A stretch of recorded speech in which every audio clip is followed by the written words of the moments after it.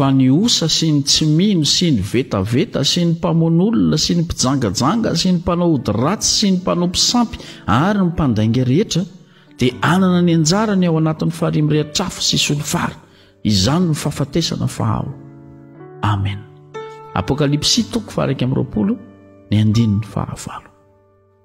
Mafy sy mahery tsy akitsitsy izany tenin'Andriamanitra izany ry havana. Jesosy Kristy eo miteny aminao eo. Fa amin'naniana ampitondrain'i Jesosy Kristy anjaon'ny apôstôly izany tany amin'ny nosy Patmo ho anao izay miaino ity tenin'Andriamanitra androany ty. Tsy natao ho an'ny fiangonana tamin'izany fotoana izany ihany, fa natao anao izay vao ny fo maraina eto. Fantaro fa Andriamanitra tsy misango manoloana ny fahotana. Fantaro fa Andriamanitra tsy mifampirarasy manao négociation amin'ny alalan'ny fahotana amin'ny Jehovah Andriamanitra, amin'ny Jesosy Kristy. Rehefa fahotana égale fahotana, tsisy famindrampo ny fahotana amin'ny Jesosy Kristy. Ho an'ny mpanota rehetra izay tsy mety mibebaka, ny atao hoe tsy mety mibebaka dia tsy mety miala amin'ny ratsy fanaony sy ny fahazaran-dratsiny sy ny fomba ratsiny mandra-piavo ny fahafatesana, dia aza manantena ry havana. Tarovo foana ao aorian'ny fahafatesana tsy misy fialanenina intsony. Tadidio ilay tantaran'ilay mpanankarena niaraka tamin'ny Lazarosy.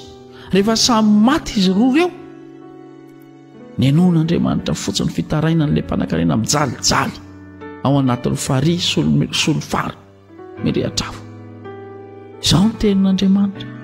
Ny osa, ny olona izay salasala ny amin'ny Jehovah Andriamanitra ny amin'ny Jesosy Kristy natao hoe osa.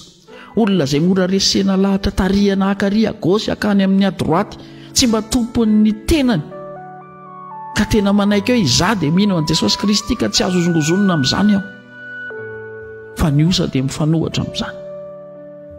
Ny tsy mino, ny vetaveta, ny mpamoan'olona, mpijangajanga, mpanao ody ratsy, mpanao mpisampy ary mpandainga rehetra, jerenao amin'izany. Ampitovian'Andriamanitra laharana amin'ny mpamoan'olona sy ny mpijangajanga sy ny mpanao mpisampy eny mpandainga. Ianao mantsy mety mieritreritra hoe raha anina izao manao mpisampy, iry mpijangajanga fatapirenena, iry mpanao ody ratsy, iry mpangalatra, iry mpamoan'olona, za tsy mitovy amin'ireny mpisampy mandaindainga kely fotsiny. Fantaro nalainga faran'izay bitika ary maro ny kristiana, maro ny mpanompon'Andriamanitra manao an'io laingalainga kely madinidinika io, mametraka teny eny ambavan'olona mihitsy indray manao hoe zao mihitsy ny tenin'ny rahanina. Rahanina nefa tsy niteny an'izany, fa ianao no mamorona an'izany eo dia apetraka ao eny ambavan'ny olona ilay izy. Indraindray na amin'ny asa fanompona dia mahita valy, mahita lainga atao, mbola zao kely aho, mbola ary izao no teneniko atsika. Misy an'ilay olona tenenina hoe ho avy ve ianao, tsy afaka tampoka fa nisy zavatra tena zavatra nanahirana be tampoka. Inona kory ny manahirana azy io?